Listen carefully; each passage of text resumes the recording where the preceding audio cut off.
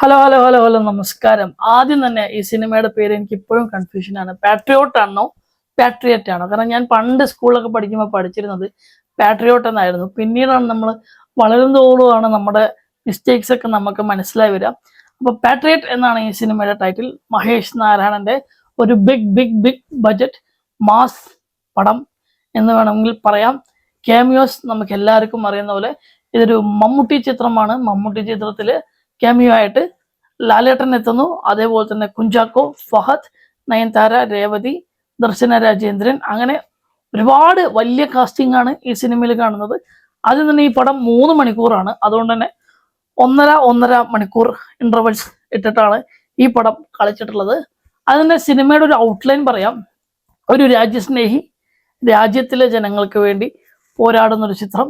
Complete Mammootty ചിത്രമാണ്. മമ്മൂക്കയാണ് ആദ്യം മുതൽ അവസാനം വരെ ഈ സിനിമയിൽ ഉള്ളത്. ഇടയ്ക്ക് നമ്മളെ കുഞ്ചാക്കോ ബോബൻ വരുന്നുണ്ട്, അതുപോലെ തന്നെ ഫഹദ് ഫാസിൽ എല്ലാം വരുന്നുണ്ട്.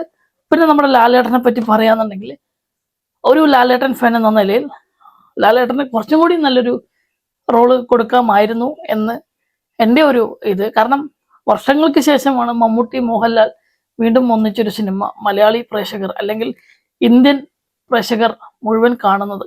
അപ്പോൾ കുറച്ചും കൂടി ബാലൻസിങ് ചെയ്യാമായിരുന്നു. കാരണം പടത്തിന്റെ ബഡ്ജറ്റ് ഏകദേശം ഒരു 150 കോടിയാണ്.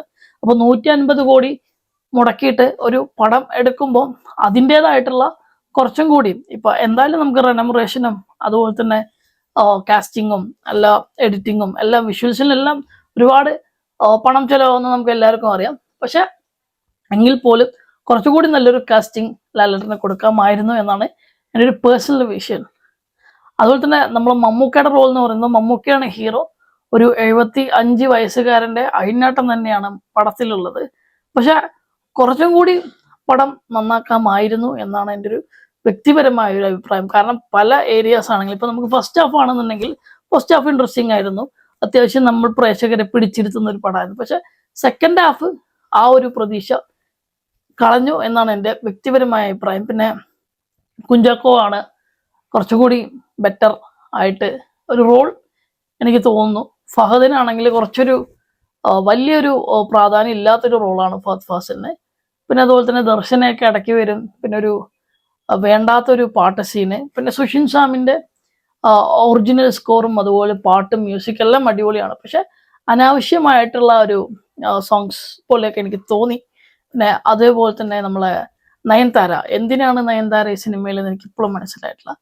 നയൻതാരയ്ക്ക് പകരം വേറെ ആരെങ്കിലും കൊണ്ടുവന്നിരുന്നെങ്കിൽ ചിലപ്പോൾ ബഡ്ജറ്റ് കുറച്ചുകൂടെ കുറയ്ക്കാമായിരുന്നു. പിന്നെ രേവതി ഉണ്ട് സിനിമയിൽ, അതുപോലെ നമ്മുടെ വേറെ കുറെ യൂട്യൂബേഴ്സൊക്കെ വന്നു പോകുന്ന ഒരു സിനിമ കൂടിയാണിത്.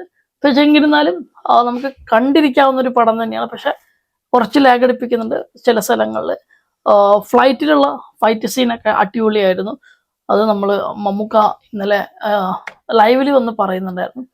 അതുപോലെ തന്നെ ലാലേട്ടന്റെ ആ ഒരു സ്ക്രീൻ പ്രസൻസ് ഒരു രക്ഷയില്ല. ലാലേട്ടൻ ഓൾറെഡി ഒരു കാല് നഷ്ടപ്പെട്ട ഒരു റോളാണ്. അപ്പോൾ കുറച്ചും കൂടെ ഒരു നല്ല രീതിക്ക് പടം കൊണ്ടുപോകാമായിരുന്നു. എന്നിരുന്നാൽ പോലും നമുക്ക് ഒരു വർഷം തീർച്ചയായും കാണാം. എന്തായാലും കാണണം.